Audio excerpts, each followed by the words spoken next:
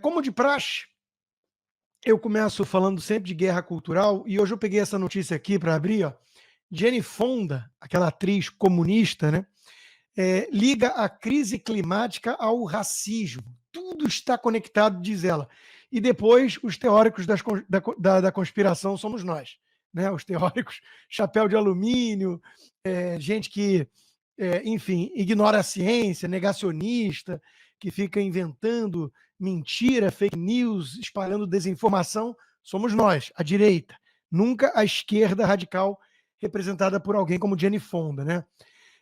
Bom, ela foi uma das 16 pessoas presas no Capitólio naquela manifestação das mudanças climáticas em 2019. Né? Então, isso pode protestar porque a causa é do bem.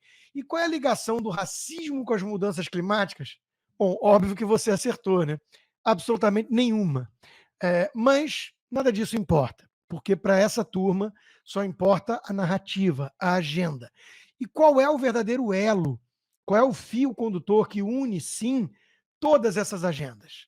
O alarmismo climático, o movimento racial, o movimento feminista, o movimento LGBTQY, hashtag, arroba, Z, símbolo, emoji da felicidade, por aí vai. É exatamente o ataque coordenado aos valores tradicionais do Ocidente, ao indivíduo, ao homem branco, cristão e por aí vai. Então, é isso que une. Por isso que a Jane Fonda é uma comuna, porque ela é comunista, é hipócrita. Antes que o meu amigo Fiuza me taque pedras, ela não vive como uma comunista, a gente sabe disso. Mas o discurso dela há décadas é comunista mesmo. Só que ela é ricaça, famosa, vive cheia de empregados, né? Mas é o discurso bonitinho dos comunistas. E ela agora está equiparando o racismo a mudanças climáticas, porque ela entende que tudo isso serve à agenda da esquerda. Vamos lembrar que foi Jane Fonda quem disse que o Covid era um presente de Deus para a esquerda, para ajudar a se livrar de Trump, o capeta em pessoa. A imprensa não tomou conhecimento porque anda hibernando, dependendo do assunto. Só fala dos Yanomamis, né? Agora só fala dos Yanomamis. Não quer saber de outras coisas porque a pauta é aquela que interessa à esquerda radical, ao PT.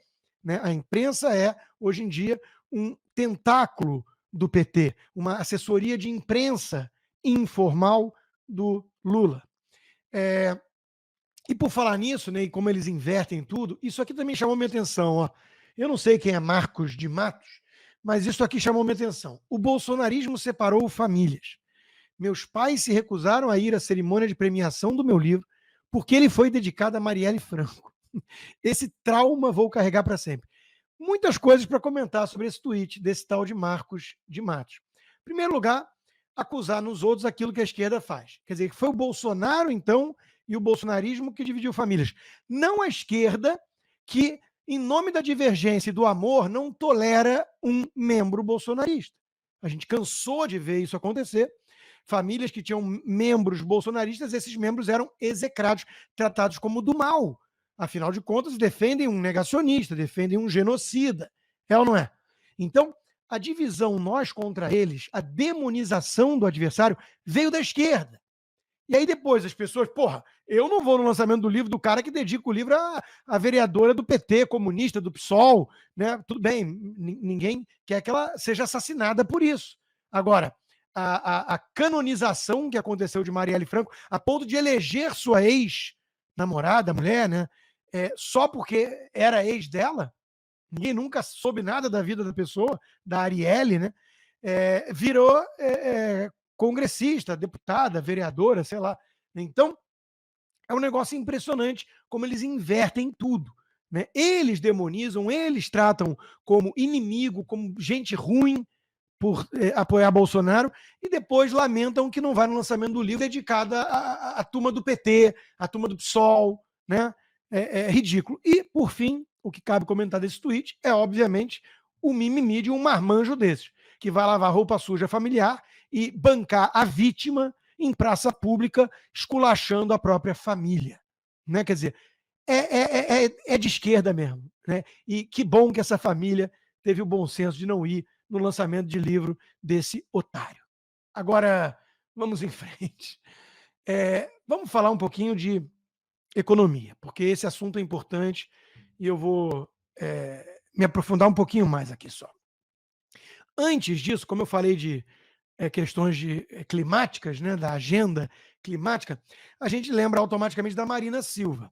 Pois bem, a Marina Silva não tomou conhecimento de que o gasoduto que o PT está querendo financiar na Argentina, que a primeira obra anunciada do PT não foi no Brasil, foi na Argentina, por meio do nosso BNDES, ou seja, juros subsidiados pagos pelo trabalhador brasileiro para fazer obra no país que tem 100% de inflação e que é um exemplo de economia, segundo Lula, né, dos seus companheiros que fizeram L e estão amargando uma das piores inflações no continente. Marina diz que não sabia que esse gasoduto usa xisto, usa materiais que no Brasil são proibidos. Ou seja, no Brasil não poderia ocorrer esse investimento para gerar empregos, desenvolvimento, por questões climáticas que a Marina apoia. Mas ela aplaude o governo do Lula, né, que já fez o que fez com ela quando ela concorreu com a, Marina, com a Dilma, mas essa turma não tem princípios, essa turma engole muito sapo, né, se ganhar em troca um ministério, coisas assim. E ela diz que não sabia, então, que a Argentina ela vai ajudar, por meio desse governo, a financiar, então, o xisto e um gasoduto poluente, que no Brasil, repito, não seria sequer permitido. Isso é a cara da esquerda. Hipocrisia, discurso para inglês ver, e no final das contas só interessa poder e grana. Agora, vamos falar de economia e da herança bendita, não maldita, da herança positiva, da boa herança que este governo vai receber e já recebeu do governo Bolsonaro. Porque a narrativa deles vai ser toda ao contrário. Eles vão passar 4 anos, qualquer coisa negativa, culpando o Bolsonaro, falando de Bolsonaro, demonizando o Bolsonaro, para não falarmos das trapalhadas do próprio PT. Mas, ao contrário do que diz o discurso petista, o que deixa Bolsonaro para Lula é um país preparado para crescer. E aí, como o corrupto safado é sortudo, a gente viu isso em 2003, né? Quando ele pegou na veia ali o China Play, né? Os países emergentes todos que tinham commodities bombando graças ao crescimento de mais de 10% da China por ano e o consumo voraz desses recursos, né? Dessa matéria-prima, desses commodities que o Brasil tem. Agora, uma vez mais, ele pega a casa arrumada, deixada arrumadinha e pronta para crescer por Paulo Guedes, por Bolsonaro, portanto, e o mundo num contexto de crescimento mais baixo, o dólar apanhando de todas as moedas, a taxa de juros já deve ter parado de subir por causa dessa fraqueza econômica, saiu o PIB americano 2% apenas de crescimento em 2022, está meio de lado, e esse cenário é favorável para país emergente. O Brasil é um país continental, 200 milhões de habitantes, não tem 100 milhões de famintos, ao contrário do que mente a Marina Silva, e as agências de checagem estão hibernando, né? Foi até ao ponto do canal Desesquerdizada, né? Desde que Lula assumiu, as agências de checagem, a agência Lupa, Estadão Verifica, Aos Fatos, sumiram. Estão tirando uma soneca que mais parece, né, aquela hibernação do urso polar. Né? Eles desapareceram, eles não estão muito preocupados em rebater as mentiras dos petistas. A gente sabe que eles sempre foram um tentáculo da mídia mainstream, que é, como eu já disse, uma assessoria de imprensa do PT. Então, eles não estão preocupados em acompanhar o que de fato está acontecendo com o mundo. Mas o fato é que a casa está em ordem. E vejam um bom exemplo disso. O investimento estrangeiro no Brasil dobrou no ano passado. Dobrou. E atingiu o maior nível em mais de 2 décadas. Em mais de 2 décadas. Investimento produtivo, direto, de gringo no país. Isso no último ano de um governo que era, segundo a narrativa da imprensa, um pária internacional, leproso. Imagina, né, que para um presidente tão nefasto assim, até que ele conseguiu dados muito interessantes. O país atraiu recorde em 22 anos de investimento produtivo direto de gringo. É por isso que as agências de checagem estão lá hibernando junto com os ursos polares. E por falar em Randolfo Rodrigues, ele que quer vacinar até bebê de 6 meses com a vacina dessa empresa aí, desse diretor, ele não quer investigar os atos do 8 de janeiro. Veja, para a turma do PT, esses atos foram sem precedente. Fake news. Fake news.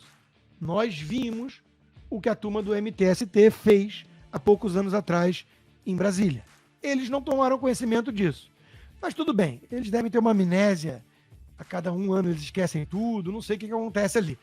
Mas o fato é que eles dizem que foi o ato contra a democracia, golpista, um atentado terrorista contra as instituições democráticas do país, sem precedente. E eles não querem investigar a fundo?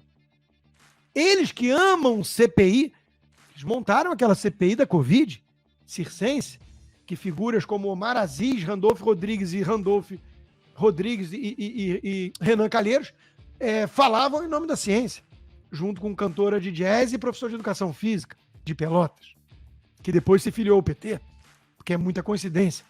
Ele viu no PT o caminho para a ciência. Então, eles montaram aquela CPI circense, a CPI das fake news, com Alexandre Frota, Joyce Hasselman, e eles não querem uma CPI para investigar o ato terrorista mais importante da história da democracia brasileira. Eu não consigo entender. Vocês conseguem entender? Vocês podem me ajudar a entender a lógica? Ou será que a gente entende bem demais?